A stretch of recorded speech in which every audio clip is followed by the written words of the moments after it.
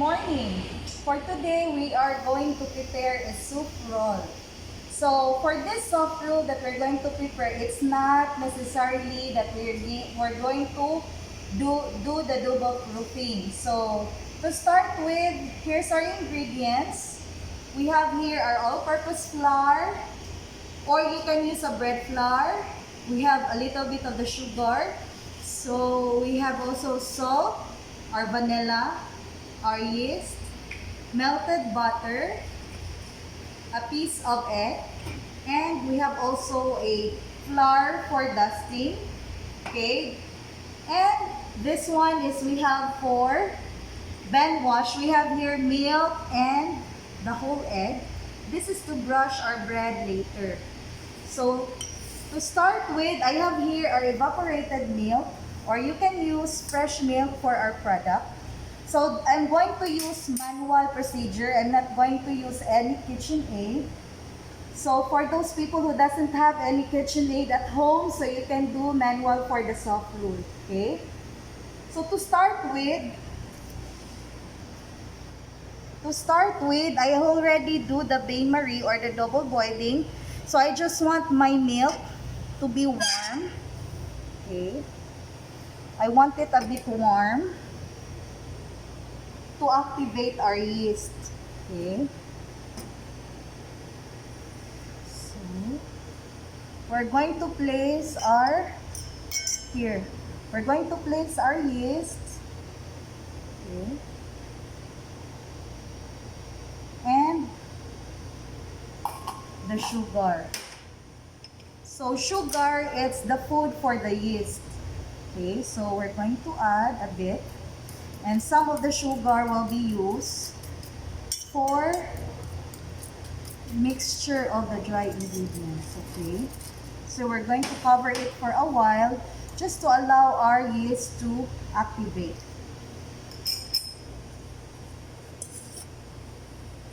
Okay, so while waiting for the yeast to activate, we're going to mix our dry ingredients. So here's our flour, the sugar, remaining sugar that we have. We have also here our salt. Okay, so we're going to mix it, and I'm using fork. If you don't have pastry blender at home, you can use fork before you start using your bare hand in kneading the dough. Okay, so I make a bay at the center and add the 3 tablespoons of butter. Okay.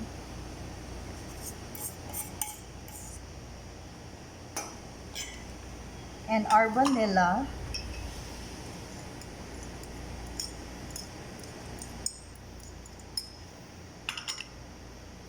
And beaten eggs.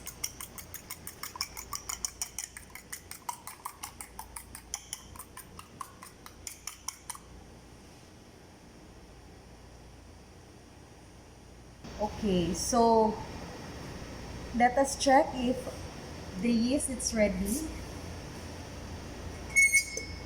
So this is how you're going to check if the yeast is active. No, you can see it activates with a warm milk and a little bit of the sugar. So this is what we're going to use, placing it here for our dough. Okay.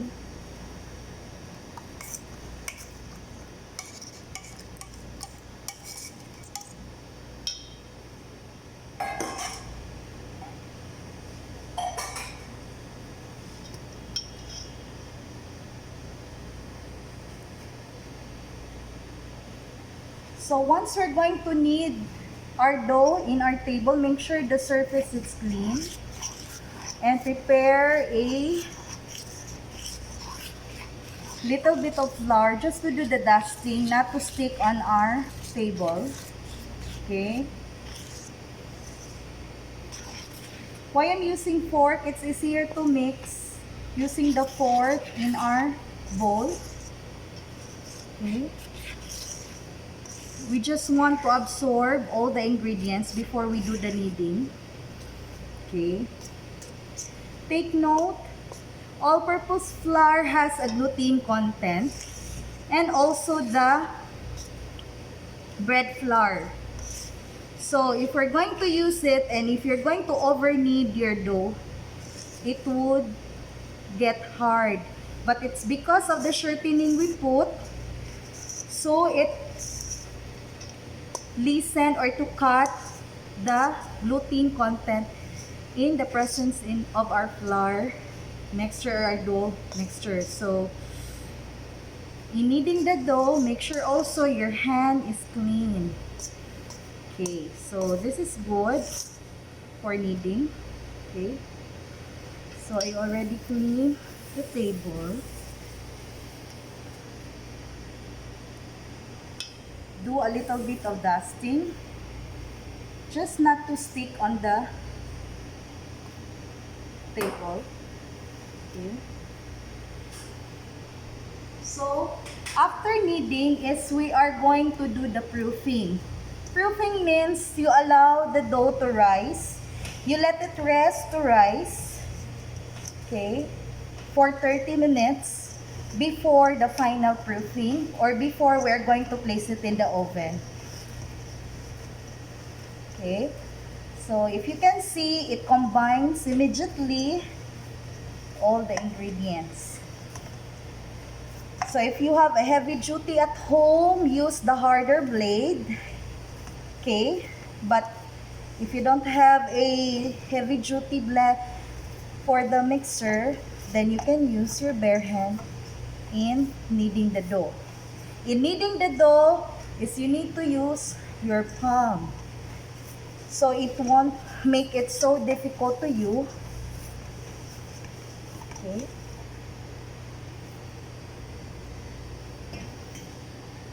So now, so this is the body of the dough that we are going to knead. Okay, so we will just knead it for a while.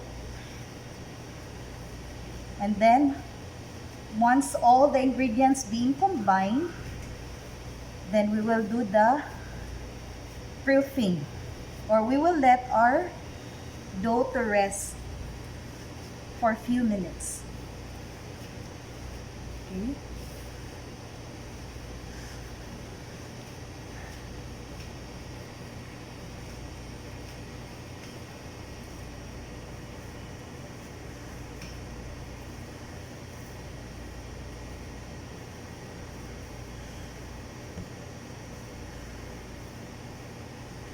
Okay. So we will allow the dough to rise for about 30 minutes. Okay. You can grease your pan with oil, your bowl with oil, so it won't stick, or place it with a butter.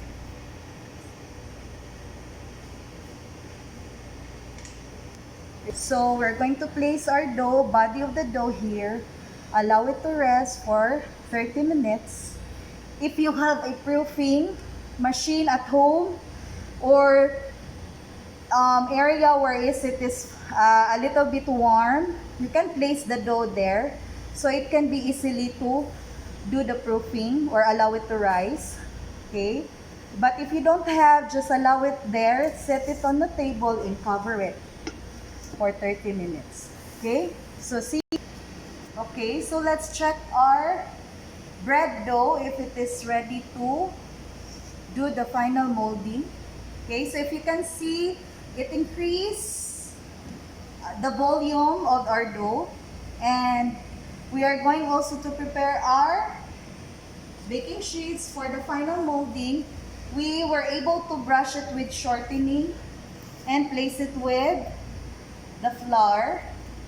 Okay, so the bread won't stick in our baking sheets. Okay, so for this is we need to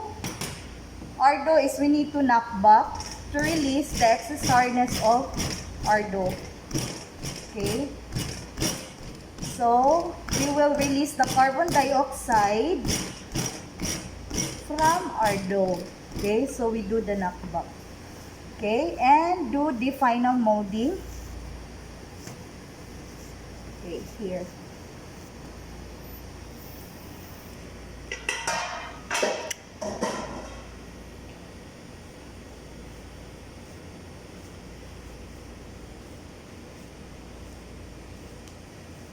Okay, so to cut the gluten strand from our dough is we're going to add on 2 tablespoons of our water.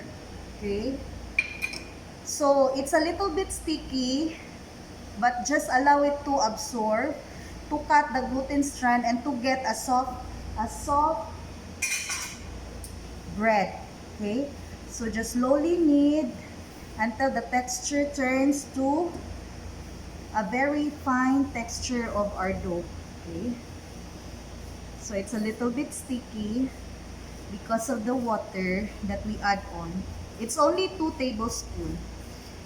Okay, so just knead and you'll get a very nice texture.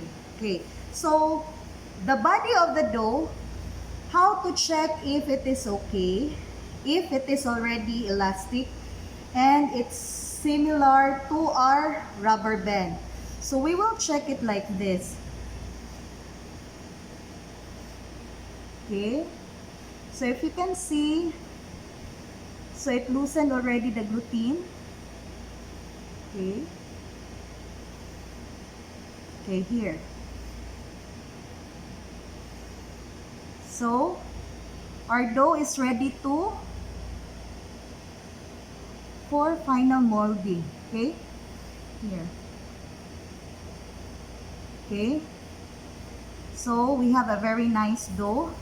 I am going to prepare 2 portions for this bread. We have a soft roll and the other one is we are going for an English muffin, but in the same the same ingredients and the same recipe that I am going to use.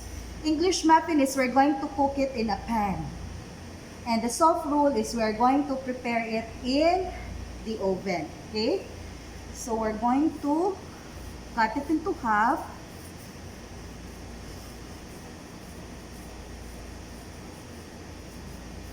Okay. If you're going to sell it, you can measure it for 30 grams or 40 grams. It depends on how big is the bread that you're going to prepare. Okay, so here.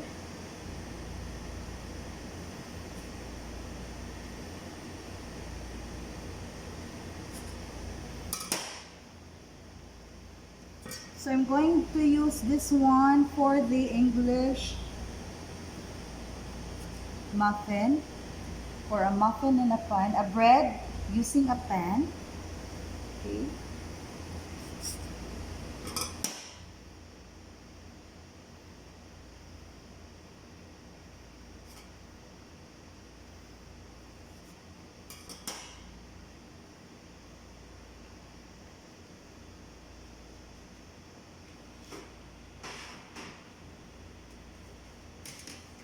So I'm going to place it here. I'm going to cook it for the English muffin. So it looks like a pandesal.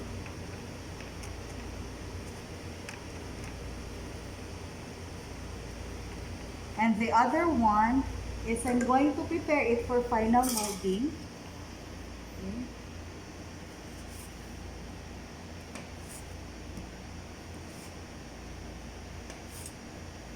Okay, so how are we going to mold this? So you start at the center to create a roll, a soft roll. So it's easier for you to fold it at the center. Okay, like that. Okay, so start to mold like that.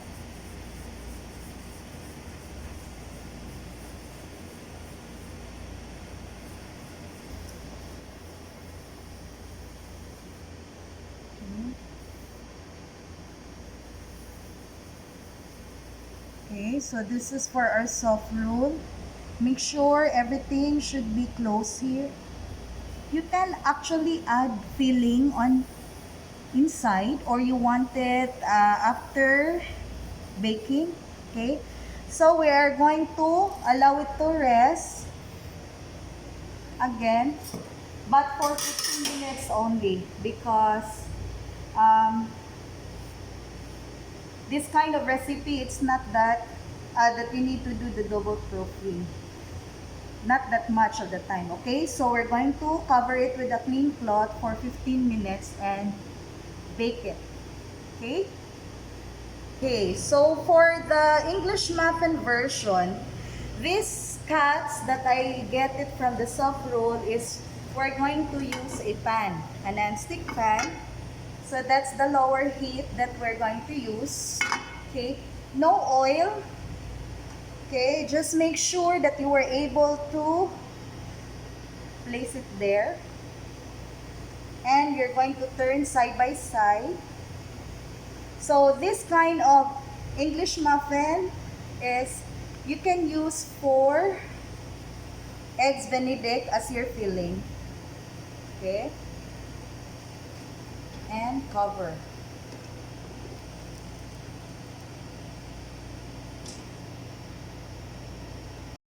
Okay, so let us check. So for this is you need to turn side by side. Okay? Allow it to cook. Okay.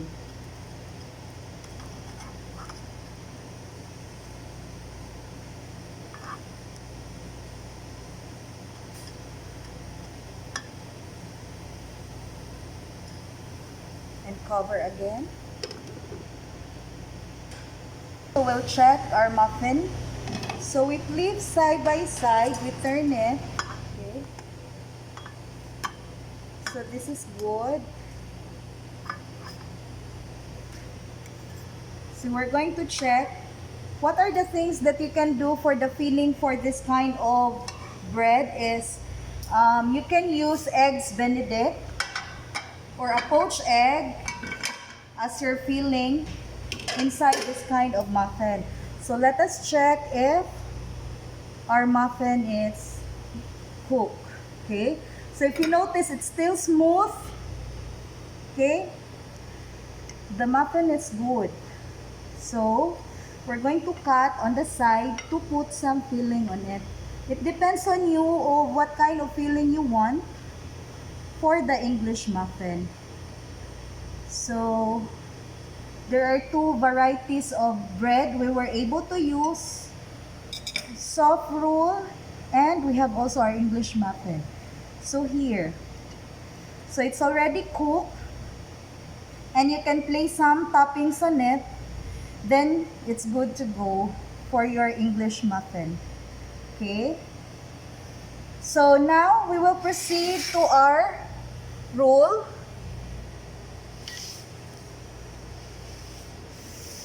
So we're going to do the band wash for our soft roll. So here's our soft roll for the final proofing. Just move a bit. And then we are going to brush with the milk and the whole eggs. So the term used is band wash, since we are brushing the band, okay, of bread.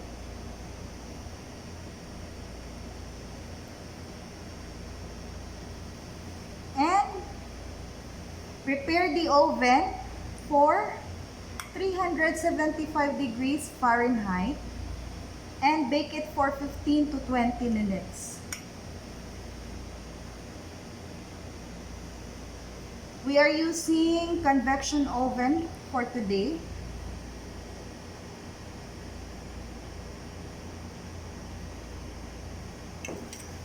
Okay. Okay, be careful to handle the oven.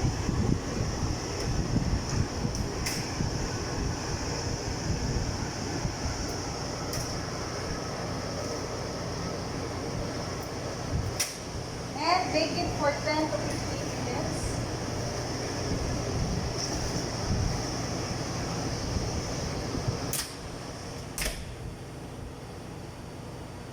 will check our bread if it's ready.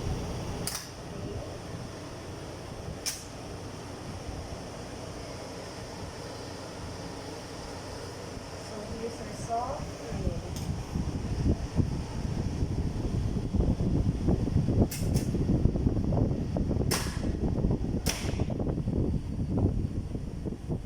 So here's our soft roll. If you check, very soft. Okay? So, it's ready to serve. So, let us check if the roll is done. Okay, you can see very soft when you're going to cut. Okay, here. Here's the consistency that we want. Still hot. Okay.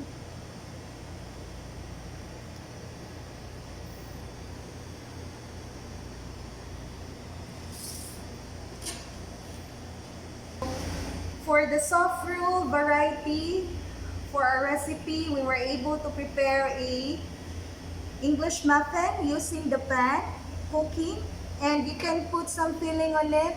You may use mango jam, or you want a cream omelette, egg, or an eggs benedict for your filling for the English muffin. Same thing with our soft roll. Okay, you can put some filling on it if you want, or you put some cheese. Okay, so I hope you've learned something for today. Thank you and have a great day.